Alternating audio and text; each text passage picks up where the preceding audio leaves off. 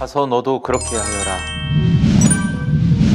생각하는 신앙은 예수님의 양성 방식을 따르며 예수님처럼 사랑으로 자신의 삶을 나눌 수 있는 사랑의 화신이 되고자 합니다. 거기에 진정 자유로운 삶의 길이 있기 때문입니다. 예수님을 따른 사람들, 예수님을 만난 사람들은 우리와 똑같이 평범한 이들이었습니다. 병자였고 소외된 이들이었으며 상처 입고 죄인 취급받으며 손가락질 받는 이들이었습니다. 그들은 하나같이 시련 속에서 실존적 물음을 안고 살던 사람들이었습니다.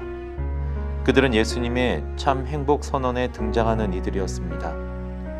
예수님이 그들과 행복하다고 선언하신 이유는 그들이 자기 배를 하느님으로 삼지 않고 삶의 문제를 고민하며 그 답을 치열하게 찾던 이들이기 때문이었습니다. 예수님 시대는 그야말로 모든 것이 바닥을 치던 상황이었습니다. 정치적으로는 로마의 식민 치하에 있었으며 종교인들은 부패할 대로 부패하였습니다. 사람들은 새로운 시대를 꿈꾸며 그 상황을 빠져나갈 돌팔구를 염원하고 있었습니다. 엠마오로 가는 제자들처럼 그들은 이스라엘을 해방하실 분을 고대하고 있었던 것입니다. 새로운 모세, 예수님은 그들을 만나 그들의 기대와는 전혀 다른 길로 인도하셨습니다. 그분이 추구하신 길은 정치적 혁명이 아닌 내적 혁명이었습니다. 회개라는 말이 바로 그것을 표현합니다. 그것은 치유라는 약속의 땅으로 가는 길이며 지금 여기서 하느님의 다스림이 실현되는 길이기도 합니다. 자유라는 주제는 신구약 성경 전체를 관통합니다. 구약 성경은 이집트 탈출을 통해 자유와 해방의 땅으로 이끄시는 하느님을 고백합니다. 신약 성경은 진정한 파스카, 곧 죄와 죽음의 땅에서 생명의 땅으로 넘어감이 예수님을 통해 실현되었음을 선포합니다. 구약의 이집트 땅에서 고통받는 이스라엘 백성의 울부짖음을 들어주신 하느님을 고백한다면 신약은 모든 이의 울부짖음을 듣고 인간이 되어 이 세상에 오신 하느님을 선포합니다.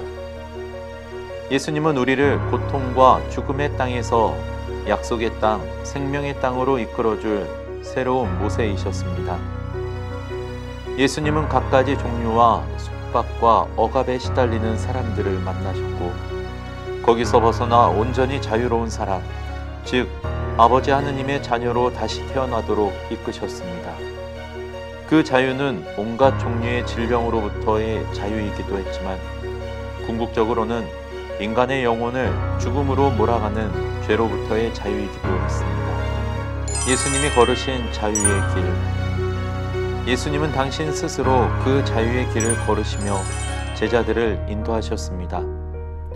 그분이 걸으신 지상 여정 전체가 죄와 죽음을 뛰어넘어 생명의 하느님 앞에 서는 진정한 자유를 향한 여정이었습니다.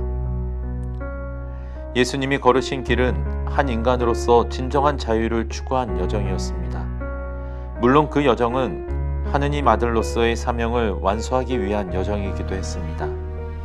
그 여정은 온갖 종류의 사슬로부터의 자유, 병고와 죽음, 죄와 악으로부터의 자유를 향한 길이었습니다.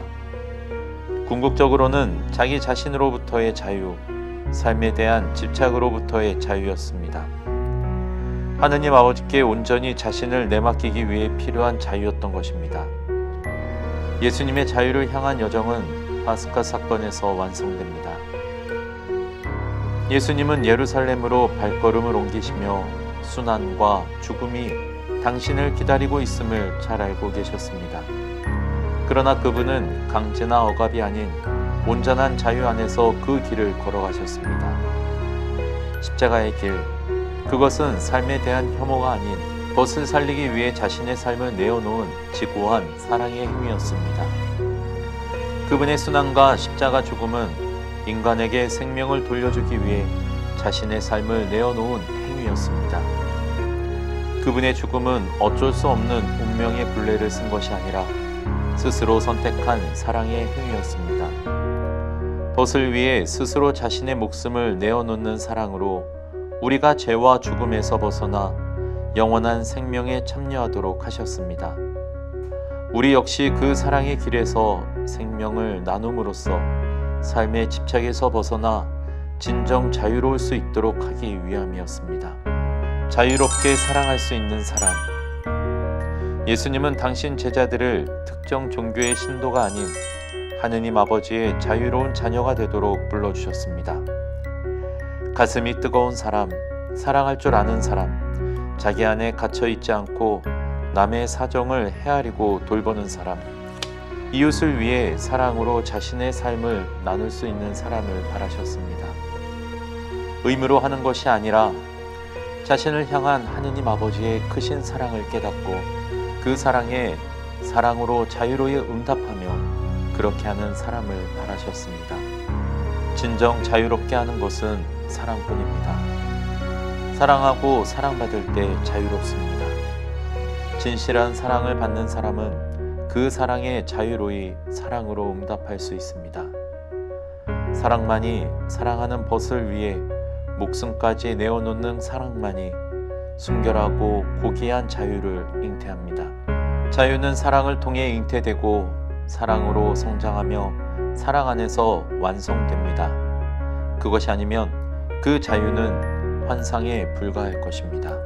가서 너도 그렇게 하여라. 그리스도인의 양성의 종결점은 착한 사마리아인의 비유를 끝내며 율법 교사에게 하신 예수님의 이 말씀입니다. 가서 너도 그렇게 하여라.